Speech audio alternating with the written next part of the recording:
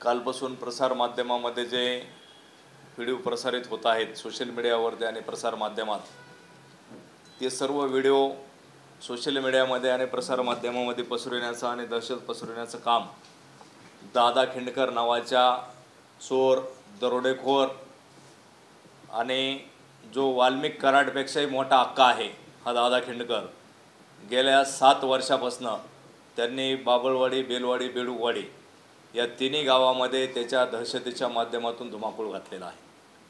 पहिली त्याची पार्श्वभूमी, तो चोर, दरोडेखोर आणि रोड रॉबरी करायचा, त्याची टोळी होती। त्याच्या माध्यमातून जे पैसे येत तो त्या लोकांवर उडवून त्यांनी वेगवेगळ्या पद्धतीचं काम करत गेला। आमच्या 3 गावची ग्रुप ग्रामपंचायत आहे, बाबळवाडी, बेलवाडी आणि बेडूकवाडी। माझं गाव बाबळवाडी, त्याचं गाव बेलवाडी आणि तिसरं गाव बेडूकवाडी। मी मागील 2007 ते 2012 आणि 2013 ते 2018 10 वर्ष मी लोकनियुक्त सरपंच, लोकांच्या माध्यमातून सरपंच झालेलो होतो। परंतु 2018 मध्ये त्याने राजकारणात एंट्री केली आणि 2018 मध्ये त्याने बोगस पद्धतीने कशा पद्धतीने निवडणूक लढवली।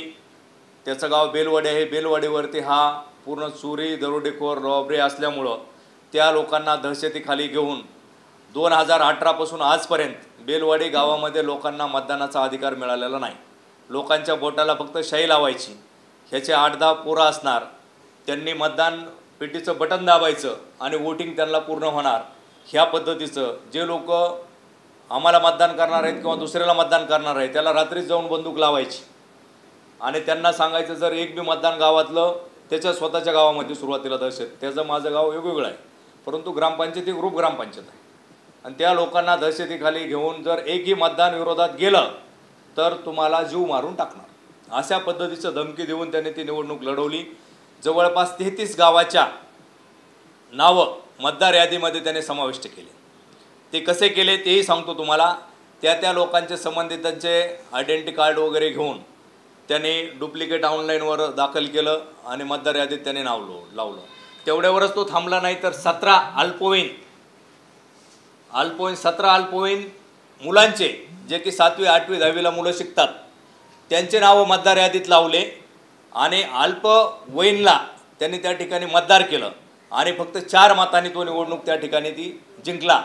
त्यांनी एक वेगळ्या पद्धतीने ती निवडणूक दाखवली आणि 2018ला त्याची बायको, त्याची पत्नी सरपंच झाली। परंतु आणि बाबळवाडीमध्ये 3 मेंबर माझे निवडून आले, बेडूकवाडीमध्ये 3 मेंबर माझे निवडून आले, उपसरपंचही माझ्या गटाचा झाला। फक्त 4 मतांनी तो तशा भ्रष्ट पद्धतीने आला, म्हणून मी इलेक्शन कोर्टाकडे इलेक्शन पिटिशन दाखल केली। इलेक्शन पिटिशन सुरू होती, त्याच्यानंतर त्याने आजपर्यंत 2018 पासून पहिल्या पंचवार्षिकमध्ये आणि आताच्या पण एकही ग्रामसभा घेतलेली नाही, एकही मासिक मीटिंग घेतलेली नाही। नंतर बेडूकवाडीमधील माझ्या सत्ताधारी मेंबर आणि उपसरपंचाला मारहाण केली, त्यांच्यावर दहशत केली, खोटे गुन्हे दाखल केले आणि ते तिन्ही मेंबर आणि उपसरपंच यांनी त्याच्या गटामध्ये त्यांना घेतलं। हा केला पहिल्या पंचवार्षिकला प्रताप। कालची जी पंचवार्षिक आमची निवडणूक झाली ती कधी झाली आपली 2023 मध्ये 2023 मध्ये झाली, नोव्हेंबर 2023 मध्ये। त्या निवडणुकीत सुद्धा त्याने अशाच पद्धतीचा वापर केला, लोकांना बेलवाडीमध्ये पूर्ण दहशत करून त्यांनी राजकारणाचा तिथून पुढं आणि त्याच्या माध्यमातून दहशत करून मतदान घेतलं आणि दुसऱ्यांदा परत त्याच्या बायकोला त्यांनी सरपंच केलं। आम्हाला संस्कार असल्यामुळं, आम्ही संस्कारित असल्यामुळं, आम्हाला आईवडिलांची शिकवण असल्यामुळं मी कधीही खोटं केलं नाही, एकही मतदान बोगस घेतलं नाही आणि नियती आणि नीतिमत्ता सोडून आम्ही कुठलंही काम केलं नाही, कारण आम्हाला तसे संस्कार असल्यामुळं आम्ही त्या फंद्यात पडलो नाही। परंतु 3 गावावरती त्याची 2018 पासून आणि त्याच्या अगोदरपासूनच त्यांनी दहशत सुरुवात केली आणि 2018 पासून जशी ग्रामपंचायत ताब्यात आली तसे बेलवाडीत अगोदर दहशत केली, बाबळवाडी केली, बेडूकवाडी केली, पुन्हा पिंपळनेर परिसरात केली आणि आता जिल्ह्याच्या पटलावर त्यांनी दहशत केली। एवढंच नाही तर कालच्या संतोष देशमुख यांच्या सरपंचाच्या हत्येच्या प्रकरणामध्ये ह्याने महत्त्वाचा रोल त्या ठिकाणी निभावला। ती हत्या झाल्यानंतर धनंजय देशमुख सरपंचाचे जे भाऊ आहेत ते त्याचे साडू आहेत असं आम्हाला नंतर कळालं, कारण ह्यांचं कुठं लग्न झालं, कसं झालं हे कोणाला गावाला कोणाला लोकांना माहीत नाही, परंतु ते त्याचे साडू आहेत हे नंतर आम्ही बघितलं आणि त्यांच्यासोबत राहून पोलीस प्रशासनाशी संपर्क करणं, मंत्र्याशी संपर्क करणं, मुख्यमंत्र्याला भेटीला जाणं, त्याच्या माध्यमातून आपला चांगल्या लोकांशी वावर करणं, राजकीय लोकांशी वावर करणं आणि त्याच्या माध्यमातून चोरी, दरोडे अशा प्रकारचे खंडणीचे गुन्हे या ठिकाणचे त्यांनी पचवण्यासाठी त्याचा वापर करण्याचं काम केलं। आपण जर काल जो प्रसार माध्यमामध्ये जो व्हिडिओ प्रसारित झालेला आहे तर ओंकार सातपुते हा त्याच्या गटातला कार्यकर्ता आहे। कालच्या पार्श्वभूमी पेपरने त्यांनी माहिती न घेता पार्श्वभूमीचे गंमत भाऊ चुकीच्या पद्धतीने छापतात। मला म्हणायचे गंमत भाऊ तुम्ही पण माहिती घेत जा, कारण ह्याच्यामुळे असं होतं आम्ही वयाच्या लहान 8वी 10वीला असल्यापासून आम्ही राजकारणात समाजकारणात आमचं आयुष्य त्या ठिकाणी लावलेलं असतं आणि तुम्ही एक गोष्ट जर चुकीची छापली तर त्याच्यामुळे आमचं आयुष्य उद्ध्वस्त होतं। तुम्ही तो ओंकार सातपुते हा सातपुतेच्या गटाचा आहे असं छापलं, तुम्ही पहिल्यांदा त्याची माहिती घ्यायला पाहिजे होती। ओंकार सातपुते हा परमेश्वर सातपुतेच्या गटाचा नव्हता। ओंकार सातपुते हा दादा खिंडकरच्याच गटाचा होता। समाधान खिंडकर हा त्याचा सक्का भाऊ जोपर्यंत त्याच्यासोबत होता तोपर्यंत हा दादा खिंडकर त्याच्यासोबत राहिला, परंतु समाधान खिंडकरवर ज्या वेळेला दादा खिंडकरने तडीपारीचा गुन्हा दाखल केला, वेगवेगळे खोटे गुन्हे दाखल केले, समाधान खिंडकरला अडकवलं, त्या समाधान खिंडकरला सहकार्य त्या सातपुतेने केल्यामुळं काय नाव ओंकार सातपुतेने केल्यामुळं त्यांनी ओंकार सातपुतेला पुण्यावरून उचललं, त्याचं अपहरण केलं, त्याला गाडीत आणलं, शिरूरला मारलं, त्याला शिरूरला मारून परत रस्त्याने बीडला आल्यानंतर मारलं, परत त्याच्या गावी बेलवाडीला नेलं, बेलवाडीतून त्याच्या शेतात नेलं आणि शेतामध्ये त्याला अमानुषपणाने 24 घंटे मारहाण केली। एवढंच नाही, संतोष देशमुखवर ज्या पद्धतीनं क्रूर पद्धतीची हत्या केली त्याच्याही पेक्षा मोठं ओंकार सातपुतेला त्यांनी त्रास देण्याचं काम केलं, परंतु त्या ओंकार सातपुतेचं दैव बलवत्तर आणि सशक्त असल्यामुळं तो त्या घटनेतून वाचला। त्याच्या नाकातोंडातून रक्त आलं, त्याच्यासुद्धा तोंडामध्ये यांनी लघवी करण्याचं काम केलं। म्हणजे भयानक घटना ह्या दादा खिंडकर आणि त्याच्या टोळीने केलेल्या आहे। दादा खिंडकरची टोळी ही खूप दहशतवादी आहे। वाल्मिक कराडपेक्षा बीड जिल्ह्यातला सर्वात मोठा अक्का जर म्हणलं तर हा दादा खिंडकर आहे, कारण ह्याची जी सुरुवात झाली ती चोरी, दरोडेखोर, रॉबरी, फसवणे, ब्लॅकमेल करणे, ह्या सगळ्या खंडणी जमा करणे ह्या सगळ्या प्रकारातून झाली। त्याच्यावर आतापर्यंत जवळपास 20-22 प्रकारचे गुन्हे दाखल आहेत। त्याचा एकच फंडा होता की समोरच्याला मारहाण करायची, त्याचा व्हिडिओ काढायचा, प्रसारित करायचा, लोकांवर दहशत तयार करायची आणि जर लोकांनी कुणी समोरच्याला ज्याला मारहाण झाली त्यांनी जर पोलीस स्टेशनला गुन्हा दाखल केला तर त्याच्यासाठी राजकीय राजआश्रय घ्यायचा आणि त्याच्या माध्यमातून त्याच्या विरोधात बलात्काराचा असेल, खंडणीचा असेल, 307चा असेल, असे वेगवेगळ्या पद्धतीचे खोटे गुन्हे दाखल करायचे त्याच्या आणि त्याच्या कुटुंबावरती। आणि असे गुन्हे केल्यामुळं त्याला लोकांना न्याय मिळत नव्हता आणि शेवटी मग तो लोकांना म्हणायचा तुम्ही कोर्टात मिटवा नाही तर पोलीस स्टेशनला जागेवर मिटवा, जर तुम्ही मिटवलं तर मी सोडून देणार, जर नाही मिटवलं तर नाही सोडणार, अशा पद्धतीचं काम त्यांनी केलं। म्हणून याची दादागिरी आणि दहशत ह्याची आतापर्यंत बळावत गेलेली आहे। ह्याला अमरसिंह पंडित साहेबांनी मागच्या 5 वर्षात बी त्याला पूर्ण सहकार्य केलं। गुन्हे दाखल करताना आता तुम्हाला महत्त्वाचा मूळ मुद्दा सांगतो, 2000 कधीची घटना आहे ती, आपल्या घरावर हल्ला केला 2021 साली, तारीख माहिती आहे 29/1/2021 साली माझ्या राहत्या घरावर स्वराज्यनगर या ठिकाणी शिवाजीनगरच्या हद्दीत पोलीस स्टेशनच्या घरी येतं, त्यांनी त्यावेळेला हल्ला केला माझ्या घरावर। हल्ला झाल्यानंतर शिवाजीनगरपासून 5 मिनिटाच्या हाकेवरती माझं घर आहे, पोलीस 1 घंटा आले नाही।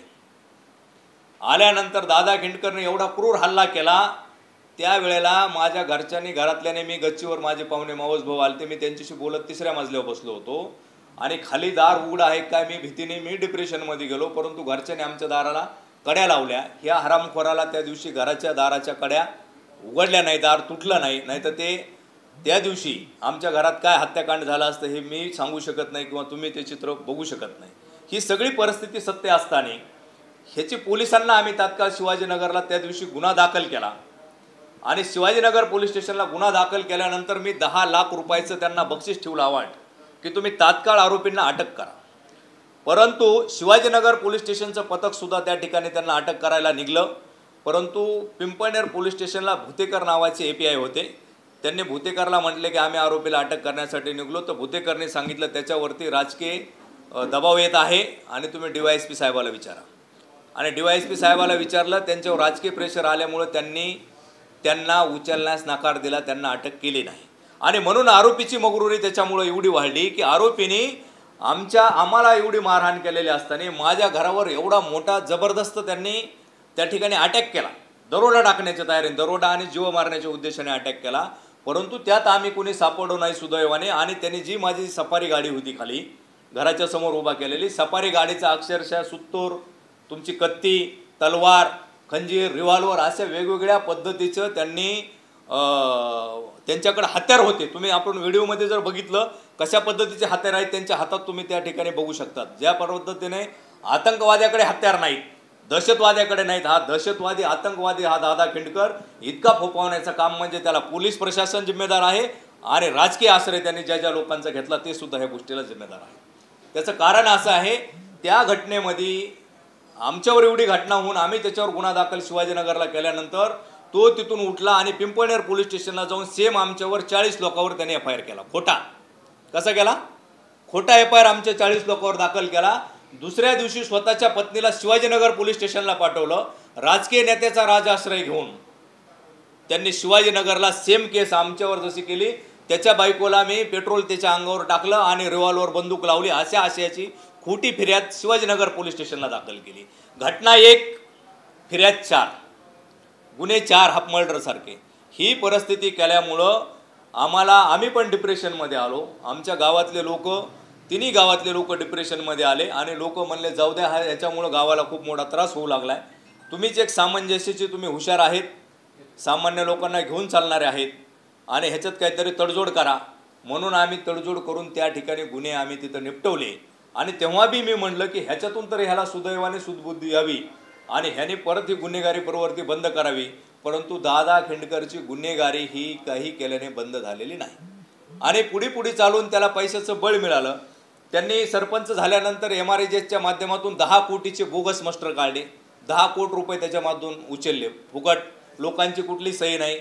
मी केलेले जे शौचालय होते 200 लोकांचे शौचालय, त्याचे 21,000 रुपयाप्रमाणे जे पैसे होते ते सुद्धा लोकांच्या खोट्या सह्या करून बँकेमधून डायरेक्ट सगळ्यांचं अनुदान त्याने जवळपास 10-20 लाख रुपये हे केलं. अशा पद्धतीने भ्रष्ट मार्गाने त्याने सर्व पैसा कमवला आणि त्या भ्रष्ट पैशाचा वापर, पैशाचा माज त्यांनी इकडं वापर केला आणि त्याच्या माध्यमातून त्याची दहशत आणि गुन्हेगारी प्रवृत्ती वाढत गेली.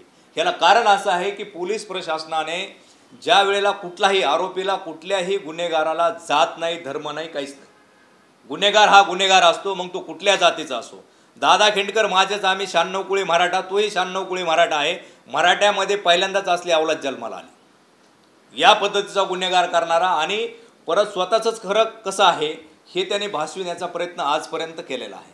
काल त्याने ज्या वेळेला ओंकार सातपुतेचा व्हिडिओ प्रसारित झाल्यानंतर ओंकार सातपुतेच्या वडिलाला संपर्क केला, चुलत्याला संपर्क केला, ओंकारला संपर्क केला की म्हणला तुम्ही सांगा पोलीस स्टेशनला जाऊन SP साहेबाकडे जाऊन सांगा की आमचं घरगुती मॅटर होतं आणि आम्ही रील तयार करत होतो. तुम्ही अशा पद्धतीचं सांगून हे सारवासारवी करा आणि जर यात मला काही शिक्षा झाली, माझ्यावर काही जर गुन्हा ह्याच्यात जर झाला तर तुमचं सगळं कुटुंब मी संपीन अशा पद्धतीची धमकी देण्याचं काम त्यांनी केलेलं आहे. म्हणून मी या माध्यमातून अशी मागणी करतो, दादा खिंडकर सारखा गुन्हेगार फोपावतो का? ह्याला खतपाणी घालण्याचं काम कुणी केलं? कुणाच्या राजाश्रयाने हा खतपाणी ह्याला घातलं गेलं? आणि पोलीस प्रशासनाने आतापर्यंत काय चूक केली? पोलीस प्रशासनाने गुन्हा झाल्याबरोबर आरोपीला जर ताब्यात नाही घेतलं तर अशा पद्धतीने आरोपीची मगरुरी वाढते आणि कोर्टामध्ये सुद्धा अशा आरोपीला अटकपूर्व जामीन मिळते आणि पुन्हा आरोपी अशा पद्धतीचे गुन्हे करतो. आणि म्हणून बाबुळवाडी, बेलवाडी, बेडूकवाडी, पिंपळनेर सर्कल असेल, बीड जिल्ह्यातून असेल, दादा खिंडकरवर मोक्कासारखी, दादा खिंडकर आणि त्याची जी 10-15 लोकांची टोळी आहे अशा टोळीवर मोक्कासारखी, MPD सारखी कारवाई तात्काळ केली पाहिजे आणि त्याला त्याच्या माध्यमातून ह्या सगळ्या सजा लागून त्याला फाशी झाली पाहिजे, ही सगळ्या लोकांची मागणी आहे. त्याला आज अटक केल्यानंतर आमच्या तिन्ही गावात आज दिवाळी साजरी होत आहे. कारण की जेव्हापासून दादा खिंडकरने ही सुरुवात केली तेव्हापासून तिन्ही गावातील लोक दहशतीखाली आहेत. एकही व्यक्ती त्याच्या विरोधात फिर्याद देण्यासाठी येत नाही. अक्षरशः PIने जरी म्हणलं, SPने जरी म्हणलं फिर्याद द्या तरी लोकांना वाटतं आपण जर फिर्याद दिलं आपल्या विरोधात हा खोटा गुन्हा दाखल करतो आणि निष्फळ काहीच होत नाही आणि परत ह्याला कोर्टातून अटकपूर्व जामीन होती. म्हणून दादा खिंडकरच्या विरोधात साधा गुन्हा FIR करण्यासाठी सुद्धा कोणी धजवत नव्हतं. आज जर पोलीस प्रशासनाने आवाहन केलं तर त्याने जे गुन्हे केलेत आतापर्यंत 100 गुन्हे केले, 100वरती फिर्याद त्याच्याकडे 4 दिवसात, तुमच्या 2 दिवसात 48 घंट्यात 100 गुन्हे दादा खिंडकरवरती आणि त्याच्या टोळीवरती दाखल होतील. त्याचा ओंकार सातपुते हा एकच व्हिडिओ आपण बघितला, माझ्या घरावर हल्ला केल्याचा, अशा पद्धतीचे मारहाण करायचे आणि त्याचा व्हिडिओ काढायचा आणि व्हिडिओ सोशल मीडियात टाकून द्यायचा आणि दहशत दाखवायची की आम्ही किती गुंड आहेत, आमच्या जर नादीला लागलात तर आम्ही त्याच्यासारखी तुमची गत करणार, ह्या पद्धतीचे कारनामे दादा खिंडकर आणि त्याच्या टोळीने केलेलं आहे. एवढंच नाही, याच्यामध्ये मी तुम्हाला फोटो दाखवतो, त्यांनी स्वतःच्या सख्या भावाचं सुद्धा मर्डर करण्याचं काम चालवलं होतं, परंतु तो सुद्धा त्याच्यातून वाचला. हाफ मर्डर त्याचं सुद्धा त्याने एवढं धारदार शास्त्राने त्याला मारलं आहे, ते पण फोटो मला वाटतं जाधव साहेबांकडे तुमच्या सगळ्या चॅनलवाल्यांकडे आहेत. ओंकार सातपुतेला सुद्धा तशाच पद्धतीचे त्याने वार केले. असे अनेक लोकांना तिन्ही गावातील त्यांनी मारहाण केलेली आहे. मी याच्यामधनं एकच मागणी करतो की बीड जिल्ह्यातला सगळ्यात मोठा अक्काचा अक्का, वाल्मिक कराडपेक्षाही मोठा अक्का जर म्हणलं तर तो फक्त दादा खिंडकर आणि त्याची टोळी आहे. म्हणून अशा टोळीला पोलीस प्रशासनाने, गृहमंत्र्याने, मुख्यमंत्र्याने कायद्याचा धाक दाखविला पाहिजे आणि जे कोण याला राजआश्रय देत असतील त्यांच्यावर सुद्धा 302 असेल, 307 असेल, या पद्धतीचं सहआरोपी म्हणून त्यांच्यावर गुन्हा दाखल केला पाहिजे. कारण की ज्यांनी आश्रय दिला, ज्यांनी त्याला ताकद दिली, त्यांच्यामुळेच गुन्हेगाराची प्रवृत्ती वाढली आणि त्यांच्यामुळेच मोठं कांड त्या ठिकाणी घडलं. आणि बाबुळवाडी, बेलवाडी, बेडूकवाडीत किंवा या परिसरात, पिंपळनेर परिसरात जर कुठला गुन्हा पुढे घडला किंवा काही जर कारण झालं तर त्याला सुद्धा दोषी ज्या राजकीय लोकांनी ह्यांना मदत केली ते सुद्धा, जेवढं दादा खिंडकर आणि त्याची टोळी जिम्मेदार आहे तेवढाच ते राजकीय टोळी आणि पोलीस प्रशासन असेल. म्हणून त्याला तात्काळ अटक केली पाहिजे अशी मागणी होती, परंतु आत्ता प्रसारमाध्यमातून कळतंय त्याला अटक केली. त्याच्यावरती तात्काळ मोका लावला पाहिजे, त्याच्यावरती सगळे गुन्हे दाखल करून कारवाई केली पाहिजे आणि त्याला फाशीच्या शिक्षेपर्यंत नेलं पाहिजे. ही सर्व ग्रामस्थांची, लोकांची मागणी आहे. कारण परिस्थिती अशी झाली, ती बांधवांना तुम्हाला सांगतो, मागं ह्याच्या त्रासाला एवढी जनता, तिन्ही गावातले लोक एवढे वैतागले होते. मागच ह्याला 2 वेळेस संतोष देशमुखला जेवढी मारहाण करून मारलं नाही त्याच्यापेक्षा वाईट पद्धतीने दादा खिंडकरला मारलं गेलं असतं. परंतु मी लोकांना समजूतदारपणाची भूमिका घेऊन मी लोकांना आवरण्याचा प्रयत्न केला. सावरलं की एखादी जर घटना घडली त्याचा परिणाम आपल्या 2-3 गावाला भोगावं लागेल. म्हणून कृपया करून कुणीही कुठली घटना करू नका. आम्ही त्या घटनेपासून, आमच्या आईवडिलांनी सल्ला दिला म्हणून आम्ही त्या घटनेपासून बाजूला राहिलो. त्याच्याबरोबरचे आम्ही प्रकरणं मध्यंतरी मिटून टाकले आणि गावच्या राजकारणात मी दुर्लक्षसुद्धा केलं. त्याच्या अशा प्रवृत्ती. तुम्ही आता म्हणताय की दादा खिंडकर आका आहे, मग दादा खिंडकरच्या आकाचे आका कोण? त्याचा अक्काचा अक्का तपासात येईल समोर. पण तुम्हाला कोण वाटतं? त्याला ज्याने राजआश्रय दिला तो अक्का आहे. तो कोण आहे? अमरसिंह पंडित नाही, अमरसिंह पंडित नाही. त्याला 2-4 वेळेचे गुन्हे अमरसिंह पंडितमुळे दाखल नाही झाले. अटक करायला ज्यावेळेस पोलीस चालले होते, अमरसिंह पंडित साहेबांनी फोन केला, पोलिसांनी त्याला अटक केली नाही आणि त्याने एका गुन्ह्यात आमच्यावर हे करून 4 गुन्हे दाखल केले. ही सत्य परिस्थिती आहे. नक्कीच जर आपण बघितलं तर पहिला बीडचं परली तालुका आला, त्यानंतर आष्टी आला, आता आपण गेवराई तालुक्याचं नाव घेतो. गेवराई तालुका नाही, बीड तालुका आहे. आमचं बीड मतदारसंघात गाव आहे. गेवराईच्या नेत्याचं नाव आलं. गेवराई मतदारसंघात पलीकडं आमच्या ग्रामपंचायतमध्ये 3 गाव आहेत, लक्षात घ्या. बाबुळवाडी, बेलवाडी, बेडूकवाडी. बाबुळवाडी माझं गाव आणि त्याचं बेलवाडी गाव, आमची दोन्ही गावं बीड मतदारसंघात येतात. तिसरं जे बेडूकवाडी गाव आहे ते गेवराई मतदारसंघात येतं आणि आमचं जे पिंपळनेर जिल्हा परिषद गट आहे तो गेवराई मतदारसंघात येतो. फक्त आमचे गावं इकडे येतात प्रॉपर बीड मतदारसंघात. आणि त्याला सपोर्ट करण्याचं काम मी बदामराव पंडितचा सोबतचा सहकारी आहे किंवा कार्यकर्ता आहे पहिल्यापासून. म्हणून ह्या माणसाला एवढ्या मोठ्या स्तरावर गेलोय आणि लोकांनी, त्यांना खरं माहीत नसावं, अमरसिंह पंडित साहेबांना त्याची वस्तुस्थिती खरी त्यावेळेला माहीत नसावं, त्याला खोटं सांगितलेलं. आणि मी ह्या जिल्हा प्रमुखाच्या, मी त्यावेळेला शिवसेनेचा जिल्हा प्रमुख नव्हतो, किसान सेनेचा जिल्हा प्रमुख होतो. आता मी गेल्या वर्षी शिवसेनेचा जिल्हा प्रमुख झालो आणि तोपर्यंत त्यांनी त्याचा, माझ्या नावाचा गैरफायदा घेऊन की मी ह्यांचा विरोधक आहे, मी ह्यांच्या विरोधात ग्रामपंचायत आणले, असं खोटं भासून त्याचा त्यांनी गैरफायदा त्यांच्याकडून करून घेतला. माझा प्रश्न ते नव्हता, म्हणजे जे आकाचं नाव चाललं, हो, परलीचे काका, आष्टीचे काका, हो, जे आता नाव घेतलं गेवराईचं, हो, त्यांना पण आकाची यादीत लिस्ट असणारच लागत नाही. आकाच्या यादीत त्यांचं होणार नाही, परंतु गुन्हेगाराला जो सपोर्ट करतो आकाच ना, बरोबर आहे का नाही? प्रत्यक्ष अप्रत्यक्षपणे जो गुन्हे एवढा जर स्पष्ट असं होतं की दादा खिंडकरचे खरे आकाचे आका म्हणजे अमरसिंह पंडित, हो किंवा नाही? नाही, त्यांनीच केलेले ह्याच्यावरून आता त्यांनी ठरवते पुढे. पण तुम्ही अमरसिंह पंडितांचं नाव घेतलं ना? हो, घेतलं ना, 100% त्यांनी वाचवलं ना त्याला. आतापर्यंत दहशत, दादागिरी, गुंडगिरी केलीच त्याच्या जीवावर त्यांनी.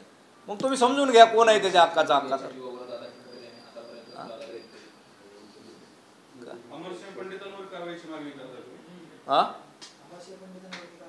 मी त्यांच्यावर कारवाईची मागणी करत नाही, परंतु जे कोणी गुन्हेगाराला, कोणी असेल आणि आरोपी कुठल्याही जातीचा असेल, कुठल्याही धर्माचा असेल, जे सराईत गुन्हेगारांना जर कुठला राजकीय व्यक्ती असेल किंवा पोलीस प्रशासन असेल प्रत्यक्ष किंवा अप्रत्यक्ष जर सहकार्य करत असेल त्याला त्या कलमामध्ये सहआरोपी केलं गेलं पाहिजे. आपण जर बघितलं तर हा दादासाहेब हद्दपारीचा देखील प्रस्ताव होता, परंतु तो गेल्या वर्षभरापासून प्रलंबित तो राहिला. त्याचा कोणी रोखला असं त्यांनीच रोखला.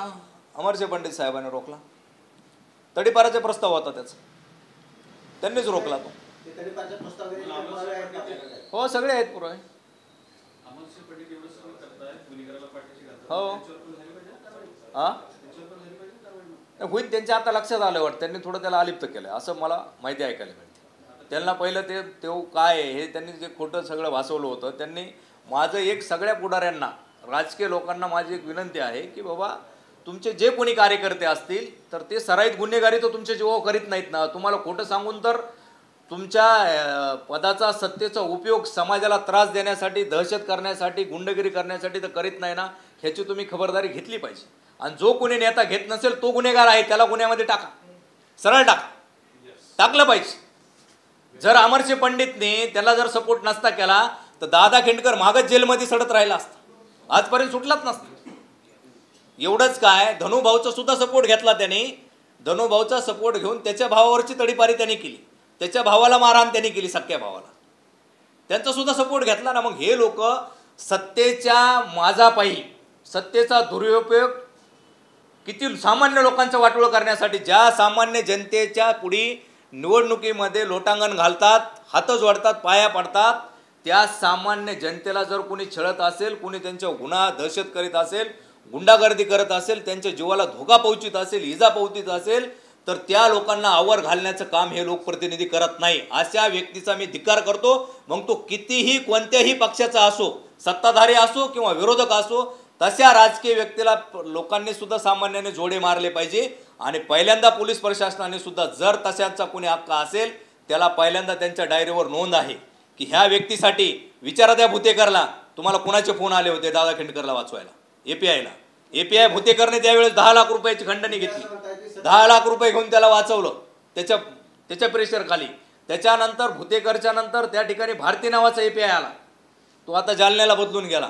मागच्या निवडणुकीमध्ये एपीआय भारतीला अमरसिंह पंडितनी सांगितलं की माझा कार्यकर्ता आहे त्याला भूत मोकळं सोडून दे. त्यांनी फक्त होमगार्ड ठेवले बूथवर. दादा खेंडकरने आमचा लोकप्रतिनिधी, आमचा पोलिंग एजंट सुद्धा बेलवाडीच्या बूथवर बसू दिला नाही. फक्त ह्याच वेळेला रेल मतदान करून घेतलं. संदीप भैया स्वतः आमदारकीला तो अजित पवार गटात गेलेला होता. धनंजय मुंडेच्या गटात हा दादा खेंडकर होता कालच्या विधानसभेच्या निवडणुकीला. आणि त्याला इथून पाठीमागं वाचवण्याचं काम अमरसिंह पंडितने जेवढं केलं तसाच हा बिगर मिशाचा भागवत तावरे, लबाड पत्रकार, ह्या हरामखोरांनी खंडणीचे पैसे, दरोड्याचे पैसे, सगळ्या पद्धतीचे पैसे दादा खेंडकरच्या तो सहभागी आहे. भागवत तावरे पण तेवढाच आरोपी आहे त्यात, कारण त्यांनी हे सगळ्या गोष्टी घडविल्या आणि त्याला प्रमोट केलं. कारण की काही खोट्या बातम्या, कुठलं प्रकरण काही झालं नसलं झालं तर लोकाशाला पहिली बातमी लावायचं काम भागवत तावरे करायचं. माझे आणि संपादक आम्हाला सांगा, तुम्ही सत्ताधारी म्हणलात की सत्ताधाऱ्यांचं पाठबळ होतं, त्याच्या भावाला तडीपार करताना तेव्हा तुम्ही सत्तेत होता, तेव्हा तुमचं काही चालत नव्हतं का? तुम्ही शिवसेनेत होता आणि युती होती. आम्ही सत्तेत नव्हतो, आम्ही विरोधात होतो. आम्ही सत्तेमध्ये नव्हतो. त्याला इथं पालकमंत्री धनंजय मुंडे होते. अमरसिंह पंडित त्याचा नेता असल्यामुळं त्यांच्या मार्फत धनंजय मुंडेचा सपोर्ट घेऊन त्यांनी त्या सगळ्या गोष्टी केल्या आतापर्यंत. आणि आता धनंजय मुंडेला 302च्या प्रकरणामध्ये वाल्मिक कराडसोबत सहआरोपी करण्याची मागणी खेंडकरनेच केली, दादा खेंडकरनेच. नाही, काय झालं मध्यंतरी मी सगळ्या गोष्टी सातत्याने 7 वर्षापासून न्याय मागण्याचं काम करतो. मी पोलीस प्रशासनाकडे न्याय मागितला, समाजात मागितला, कोर्टामध्ये न्याय मागितला. परंतु आपल्या देशाची, या राज्याची न्यायव्यवस्था सगळ्यात दलिंदर आहे. दलिंदर ह्याच्यासाठी म्हणतो की सामान्य जनतेला, सामान्य लोकांना आणि खऱ्या लोकांना कोर्टामध्ये, पोलीस प्रशासनाकडे न्याय मिळत नाही. ज्या वेळेला आम्ही पोलीस स्टेशनला म्हणतो की तुम्ही खरं खोटं बघा आणि ह्याच्यामध्ये जर खरं असेल तर त्याच्यावर गुन्हा दाखल करा, खोटं असेल तर गुन्हा दाखल करू नका. पोलीस म्हणतात आमच्याकडे कंप्लेंट आली, आम्हाला रजिस्टर करावं लागेल, खोटं का खरं का खोटं आहे ते न्यायव्यवस्था बघा. आणि न्यायव्यवस्था सुद्धा त्या टायमाला सबळ पुराव्याअभावी निर्दोष मुक्त करते. आणि अशा प्रकारचे जे गुंड आहेत ते एकाही साक्षीदाराला साक्ष्या त्याच्या विरोधात देऊ देत नाहीत. एकही फिर्यादीला त्याच्या विरोधात साक्ष देऊ देत नाहीत. त्याच्यामुळं निश्चितच मानाने कोर्टाचे आपल्या न्यायव्यवस्थेचे सुद्धा हात बांधलेले आहेत. कायदा चुकीच्या पद्धतीचा असल्यामुळं आणि पोलीस आरोपींना कुठल्याही गुन्हेगाराला तात्काळ ताब्यात घेत नसल्यामुळं ह्या सगळ्या गोष्टी आणि घटना घडतात. आणि मी ह्या सगळ्याची झुंज गेली 7 वर्षापासून सातत्याने देतो, परंतु न्याय कुठंच मिळाला नाही, म्हणून मी त्याच्याकडे दुर्लक्ष करून टाकतो. दादा केळकर हे धनंजय देशमुखचे साधू आहेत. होय. मग त्यांच्यासोबत जे रोज फिरतात ते फक्त गुन्हेगारी त्यांची लपविण्यासाठी की सहानुभूती म्हणून? गुन्हेगारी लपविण्यासाठी, सहानुभूती घेण्यासाठी आणि प्रकाश झोतात येऊन त्याचा वापर पुन्हा गुन्हेगारी आणि दहशत पसरविण्या करण्यासाठी ते करतात. की मी किती वरिष्ठांच्या जवळ आहे, मी किती गृहमंत्र्याच्या जवळ आहे, मी किती मुख्यमंत्र्याच्या जवळ आहे, मी किती अमुक मंत्र्याच्या जवळ आहे, मी किती पोलीस प्रशासनाच्या जवळ आहे, मी किती पत्रकारांशी जवळचा आहे, हे दाखवण्याचं आणि त्याचा गैरफायदा घेण्याचं काम दादा खिंडकर करतात. शेवटी त्याचा न्याय संतोष देशमुखपेक्षाही निर्गुण पद्धतीची हत्या खिंडकरची झाली असते. परंतु मी 3-4 वेळेला मी ते रोखलं प्रकरण. कारण का रोखलं?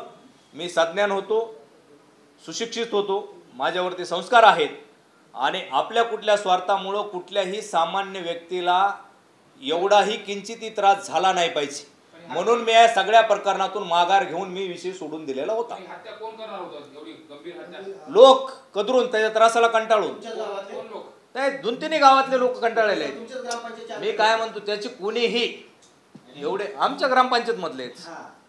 जरा लोक एवढे त्याच्या त्रासाला कोण करीन, त्याने कोणा एवढ्या लोकांना त्रास दिलाय, ते सगळे लोक टपून होते त्याला मारण्यासाठी. परंतु आम्ही सांगितलं व तुम्ही कुणी एखाद्याने केलं त्याचा त्रास सगळ्या गावाला भोगावा लागेल. त्याच्यामुळे तुम्ही असल्या कायदा हातात कुणी घेऊ नका, असल्या फंद्यात पडू नका. म्हणून गाव शांत ठेवण्याचं उलट आम्ही गावातून काढता पाय घेतला. आम्ही गावाचं राजकारण सोडून दिलं, त्याला लकलाप करून टाकलं. तरीही तो शांत थांबण्याचं कारण नाही. काल त्याने जी बाईट दिली त्यात बी त्याने माझंच नाव घेतलं, विरोधक परमेश्वर सातपुते. अरे तो या बोकांडू बसलाय का आरामखोर, तुला कशाला नाव घ्यायचं? काय गरज मी त्याचं नाव घेतलं का? तू कशाला नाव घेतो आमचं? मी पण इरिटेट होतोय, मी त्रास सहन केलाय 7 वर्ष, मला सुद्धा त्याचा असा राग येतो. तुम्ही चॅनलवर दाखव, बघू द्या महाराष्ट्राने. त्रासच ज्या वेळेला माणसाला असा होतो त्यावेळेला संतोष देशमुख नाही त्याच्यापेक्षा 10 पट मर्डर होऊ शकतो एखाद्याचा. एवढा त्रास कसे लोक सहन करणार? आणि त्याला एखादा लोकप्रतिनिधी जर साथ देत असेल तो कुणी असो, कुठल्या पक्षाचा असो, फाशी द्या त्याला. पण 100दा काढली. हे पहा काय हे पुरावे, हे सगळं न्यायालयापर्यंत 156(3) न्यायालयाने कारवाई केली, गुन्हा दाखल करण्याचे आदेश दिले. गुन्हेगारच एवढ्या प्रवृत्तीचे आहेत तर ते पोलीस यंत्रणा मॅनेज करतात. राजकीय लोकांचा आश्रय घेऊन पैसे द्यायचे, दहशत करायची, दाब द्यायचा आणि साक्षीदार हॉस्टेल करायची. करणार काय? ओंकार सातपुते नेमका कोण आहे? कारण की संजय बावणे याला मारहाण करताना व्हिडिओ मध्ये दुसरा ओंकार सातपुते हा त्याचा कार्यकर्ता, दादा खिंडकरचाच कार्यकर्ता आहे. ओंकार सातपुतेचे वडील हे माझ्यासोबत पहिल्यापासून असायचे. ओंकार सातपुते हा माझ्या गावातील भाऊकीतीलच तरुण आहे. परंतु ओंकार सातपुतेला सुद्धा तो त्याच मार्गात गुन्हेगारीच्या ओढण्याचा प्रयत्न करत होता. परंतु ओंकार सातपुतेवर आमच्या सातपुते परिवाराचे चांगले संस्कार असल्यामुळं ओंकार सातपुते त्या गोष्टीला विरोध करत होता. त्याच्या हे पद्धतीची आता ओंकारचा एक व्हिडिओ मारहाण करताना आता समोर येतोय आहे. तर ते नेमकं तो देखील एका तरुणाला मारहाण करतो, तर नेमकं कशा पद्धतीने कोण आहे तो मारहाण करणार? आणि ते काही मी बघितलं नाही. परंतु खिंडकर सोबत जे पुणे लोक आहेत त्या लोकांना खिंडकर बळजबरीने मारहाण करण्याचं काम करायला होत होता. जर एखाद्याने त्याला मारहाण समोरच्याला नाही केलं तर त्याला खिंडकर मारित होता. आता ओंकार सातपुतेला त्याने कशासाठी मारला? त्याच्या सख्या भावाला समाधान खिंडकरराव तो म्हणत होता जीव मार, ओंकार सातपुतेला म्हणायचं. आणि तू ती केस अंगावर घे. आता ओंकार सकाळच्या व्हिडिओमध्ये एक जण पोलीस आहे नाना म्हणते, तो खरंच पोलीस आहे का कोण आहे? मला माहित नाही, कारण मी त्यांना ओळखत नाही.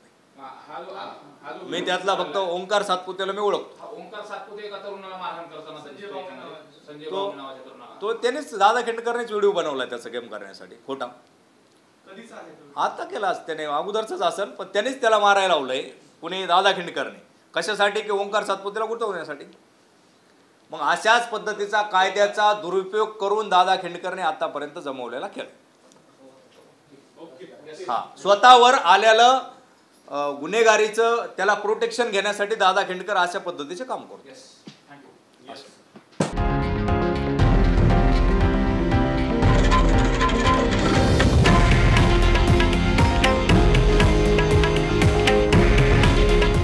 हे आहे देशातील नंबर 1 न्यूज नेटवर्क आणि आपण पाहत आहात TV9 मराठी.